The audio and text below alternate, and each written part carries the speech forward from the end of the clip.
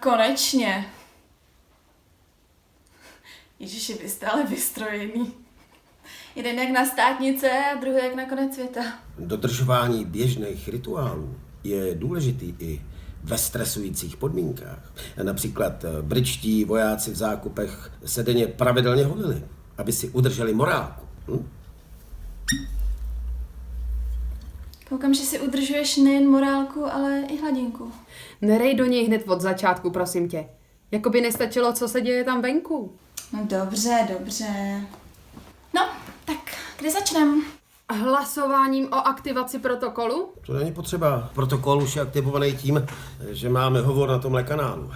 Jo, tak je to v té smlouvě? A vy tu smlouvu ještě pořád máte? Já jsem tu svoji asi někde ztratila.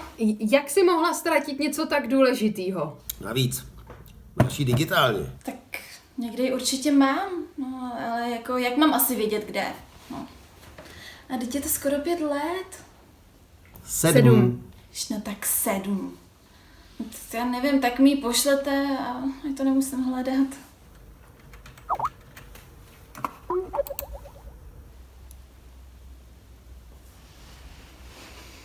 Takže pokud má Rostia pravdu a protokol už je aktivovaný tímhle kolem, tak další krok je asi...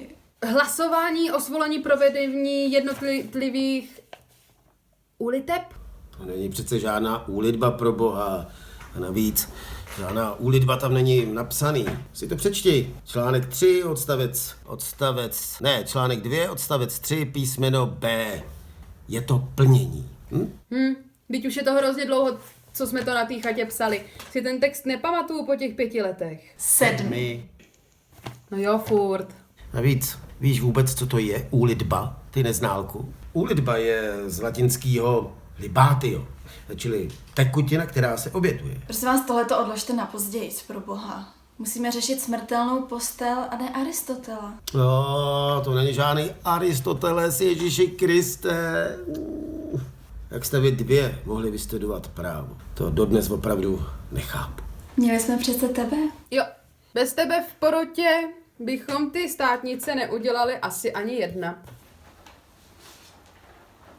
Navíc teď víš, že já se právu nikdy nevěnovala. Modeling vynášel líp a je hlavně méně stresující. No, to je jedno. Takže protokol je aktivovaný a další krok je teda hlasování o plnění. Jo.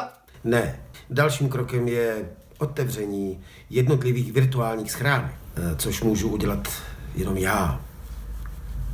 Odšifrování. No, mám to tady odemknout a poslat všem? Jo, ale říkám dopředu, že mi bylo 21, když jsme tuhletu dohodu sepisovali. To mě taky, ale trvám na tom, že to bylo zásadní životní rozhodnutí.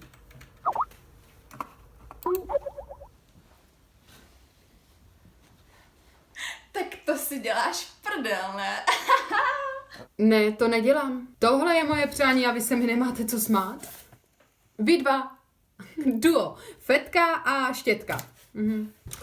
Článek 7, odstavec 2, písmeno I smlouvy výslovně říká, že jednotlivá přání se nebudou vzájemně hodnotit. Jediné, o čem se rozhoduje, je načasování a to, jestli je vhodné. Odpověď mi ano, ne. Jo a navíc, já jsem s Vincem chodila a to není jako kdybych chtěla spát s někým cizím. Ale rozešli jste se ještě před touhle smlouvou, pokud dobře pamatuju, protože proč? Tak to bych hlavně teď neřešila, bylo to dávno. Ať byl jaký byl, vždycky byl skvělý v posteli. A navíc vypadá jak Bůh.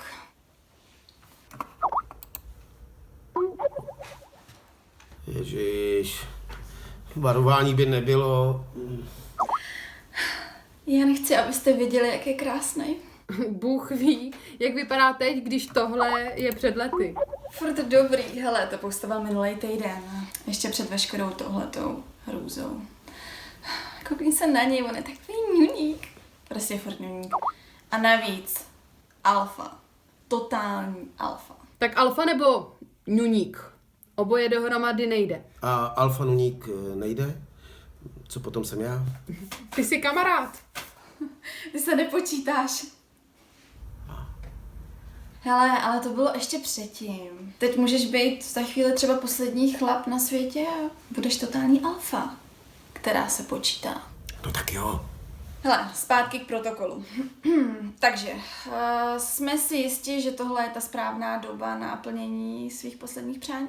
Hele, za mě jo.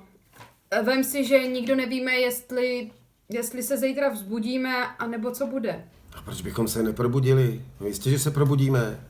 To řekni Korejcům. A Korejci si o něco takového už dávno koledovali. Promluvil opravdový humanista. To jste se teda odkopal, pane profesore. Lidský práva se dnes přeceňujou. Stejně jako demokracie. Já osobně se těším na to, že se mi třeba konečně stane něco fakt zajímavého. Jako? Co bys prosím tě ještě zajímavého chtěl? Je ti 50, svoji šanci už si měl. Třeba jsou ufouni schopnější vůdci, lídři, prostě vládci. Jako, že jsou víc inspirativnější. No a věci se prostě změní. Hele, koukni se třeba na to, jak precizně smetli tu Severní Koreu. No, aniž to odnesl jakýkoliv Jihokorejec, Číňan nebo Rus. No to je ovšem výhra. No tak neříkám, že to je výhra, ale je to precizní práce. Já osobně se cítím teď spíš nabuzený novou energií do života. To seš asi jedinej. Hele, zpět k tématu lidi. Takže hlasujeme o načasování a povolení plnění. Každý po jednom nebo hromadně? Jednotlivě. Hele, já to svoje přání chci změnit. Teda spíš, já ho prostě nevyužiju. A proč? Vždyť já ani nevím, jako kdybych teď nějaký heroin sehnal, když musíme být doma. A navíc, co když je to úplně jinak, co když to není nekonečný blaho. No, to určitě nebude. To si píš. Jednou jsem se víc napila sirupu na kašel a málem mě to zabilo. To je akorát tím, že ty prostě nevíš, co děláš. Nicméně, Rostio, to byla tvoje blbá volba. Ale furt prostě platí. Měl jsi prostě líp vybrat, no. Moje poslední noc s Vincem by určitě byla nekonečný blaho. Konec konců, už to mám vyzkoušený. Jo. A ty jako po 5 letech mu jenom tak napíšeš: hele, nechceš si to se mnou ještě jednou rozdat, když můžeme jako zítra všichni umřít? Po 7. No tak po 7, no. No nenapsala bych to asi takhle, ne. Normálně prostě napíšeš: hej, jak je? Někdy kolem půlnoci, no, a je to. Je co? Ježiš, to vůbec nerozuměl. Tak zpět k protokolu. Klíčníku, je hlasování připraveno? Jo, ale já se hlasování zdržuju. Já se radši připravím, abych mohl plnit úkoly pro naše nový vesmírný vůdce.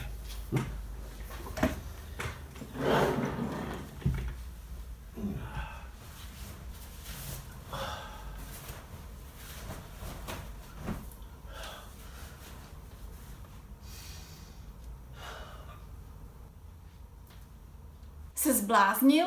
Když si to neodhlasujeme, tak já Vincovi nemůžu napsat. Víš, jaký to je o někom léta snít a neříct mu to? Náhodou jo. A víš, jaký to je?